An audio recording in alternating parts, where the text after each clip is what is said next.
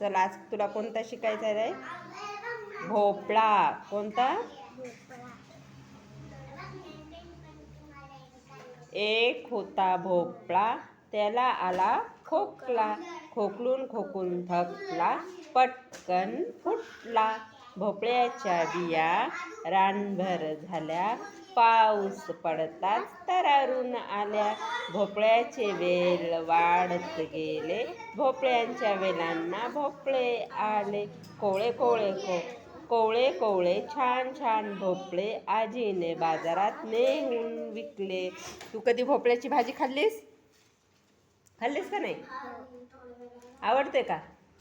मग काय आता बघ, ह्या आजीनं काय केलंय, भोपळ्याची काय केलं आधी, एक होता भोपळा, त्याला आला खोकला, खोकलून खोकलून थकला, पटकन फुटला. एक काय होता भोपळा होता, त्याला काय आला, खोकला आला, त्याला खूप खोकला येऊन काय झाला, मग तो फटकन फुटला. भोपळ्याच्या बिया रानभर पसरल्या. भोपळ्याच्या बिया कुठं पसरल्या?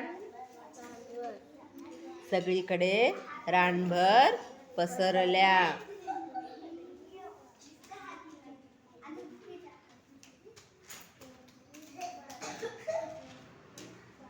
रानभर पसरल्या. पाऊस पडताच तरारून आल्या. आता भोपळ्याची बिया कुठं पसरल्या? रानात पसरल्या. आणि पाऊस पडताच काय झाल्या? त्या तरारून आल्या, म्हणजे त्या उगवून वरती आल्या. भोपळ्याचे वेल वाढत गेले, भोपळ्यांच्या वेलांना भोपळेच आले. आता भोपळ्याचं वेल कुठं म्हणजे भोपळा कुठे हे झाला, फुटला होता? शेतामध्ये फुटला होता. शेतात भोपळा फुटून काय झाला होता, त्याच्या बिया सगळीकडेच पसरल्या होत्या. मग ते पाऊस पडल्यानंतर बिया काय झाल्या, त्या आदू तरारून वरती आल्या, म्हणजे त्याचे वेल उगवले.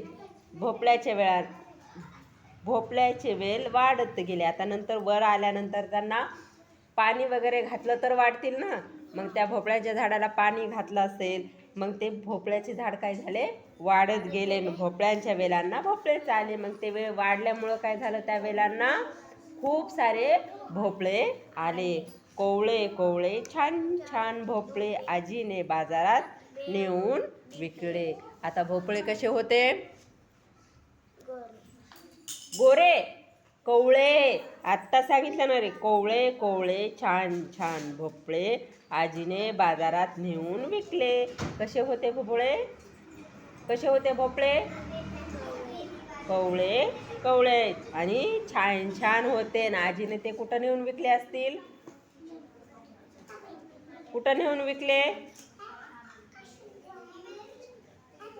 कुठं? आजीने ते बाजारात नेऊन विकले. कोणी लिहिली हे? कुणी लिहिलंय? दादासाहेब कोते. कुणी? कोते. आजीने भोपळा कुठे नेऊन विकले? बाजारात. हां. वेलीवर येणाऱ्या भाज्यांची नावे सांग. कोणकोणत्या भाज्या वेलीवर येतात? जसा भोपळा काय वेलीवर येतो, तसा दुसऱ्या भाज्या कोणकोणत्या वेलीवर येणाऱ्या? कोणकोणत्या भाज्या आहेत?